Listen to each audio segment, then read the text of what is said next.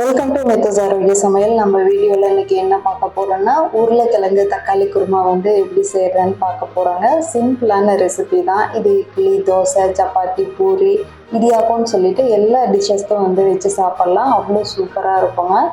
சிம்பிளான ரெசிபி தாங்க. வாங்க எப்படி செய்யறதுன்னு பார்க்கலாம். ஃபர்ஸ்ட் ஒரு பேனில் வந்துட்டு தேவையான அளவுக்கு கடலெண்ணெய் வந்து சேர்த்துக்கலாங்க. எண்ணெய் நல்லா காஞ்சதும் அரை ஸ்பூனுக்கு சோம்பு, பட்டை, லவங்கம் வந்து சேர்த்துக்கலாங்க. சேர்த்துட்டு சின்ன வெங்காயம் வந்து ஒரு கைப்பிடி அளவுக்கு வந்து சுத்தம் செஞ்சு எடுத்து வச்சுருக்கேன், அதையும் வந்து சேர்த்துக்கலாங்க. நம்ம காரத்துக்கு ஏற்ற மாதிரி வரமிளகாய் வந்து சேர்த்துக்கலாங்க. ஒரு 7-8 பல்லு பூண்டு வந்து சேர்த்துக்கலாம். வெங்காயம் வந்து நல்லா கண்ணாடி பதம் வர வரலும் நல்லா ஃப்ரை பண்ணிக்கலாங்க. இது வந்து ஒரு சிம்பிளான ரெசிபி தாங்க. ஒரு 15 மினிட்ஸில் வந்து ரெடி பண்ணிடலாம். இது வதக்கிட்டு நம்ம வந்து பேஸ்ட்டாக தாங்க வந்து அரைச்சி எடுத்துக்க போகிறோம். அதனால வெங்காயம், மிளகாயெல்லாம் நான் வந்து முழுசாகவே வந்து சேர்த்துட்டேன். வெங்காயம் வந்து ஓரளவுக்கு வெந்து வந்துடுச்சுங்க. இப்போ ஒரு 3 தக்காளி வந்து எடுத்திருக்கேன். அது 1-2 வந்து கட் பண்ணி எடுத்துருக்கேங்க. அதையும் சேர்த்துட்டு நல்லா வதக்கி விட்டுக்கலாங்க. வெங்காயம், தக்காளி எல்லாமே நல்லா வதங்கி வரணும். ஒரு 5 நிமிஷம் வந்து மூடி போட்டு நல்லா வேக விட்டுக்கலாங்க.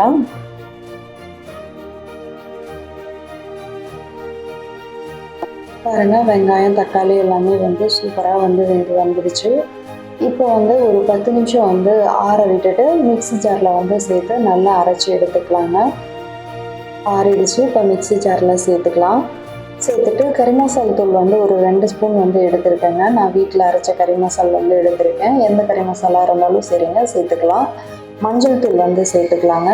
சேர்த்துட்டு கொஞ்சமாக வந்து தண்ணி சேர்த்துக்கலாம்.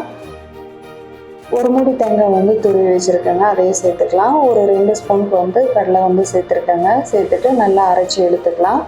இப்போ வந்து ஒரு கடாயில் வந்து ஒரு 2-3 ஸ்பூனுக்கு வந்து கடலெண்ணெய் வந்து சேர்த்துக்கலாங்க. சேர்த்துட்டு 1 ஸ்பூனுக்கு வந்து கடுகு வந்து சேர்த்துக்கலாம். 2 வரமிளகாய், கருவேப்பிலை வந்து ஒரு கொத்து வந்து சேர்த்துருக்கேங்க. கார்னிஷ்டாக தான் வந்து அந்த வரமிளகாய் வந்து சேர்த்துருக்கேங்க. தேவையான அளவுக்கு வந்து உப்பு சேர்த்துக்கலாம். சாம்பார் தூள் வந்து 1 ஸ்பூனு இல்லைன்னா 2 ஸ்பூன் வந்து சேர்த்துக்கலாங்க. சேர்த்துட்டு கட் பண்ணி எடுத்து வச்சுருக்கிற உருளைக்கிழங்கையும் வந்து சேர்த்துக்கலாங்க.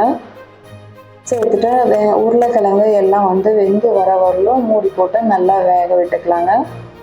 ஒரு 15 மினிட்ஸில் வந்து நல்லாவே வெந்து வந்துடும். கடைசியாக வந்து கொத்தமல்லி இலையை வந்து சேர்த்துக்கலாம். அவ்வளோதான், சூப்பரான உருளைக்கிழங்கு தக்காளி குருமா ரெடி ஆகிடுச்சு.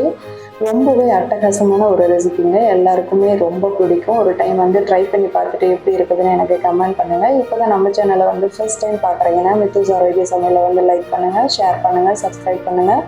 கூடவே பெல் ஐக்கானை வந்து ஆல்னு கொடுத்துட்டு கிளிக் பண்ணுங்கள். அப்போ தான் நான் போடுற எல்லா வீடியோஸும் உடனே உங்களுக்கு வந்து அப்டேட் ஆகும். ஹெல்த்தியாக சாப்பிடுங்க, ஹாப்பியாக இருங்க. தேங்க்ஸ் ஃபார் வாட்சிங்.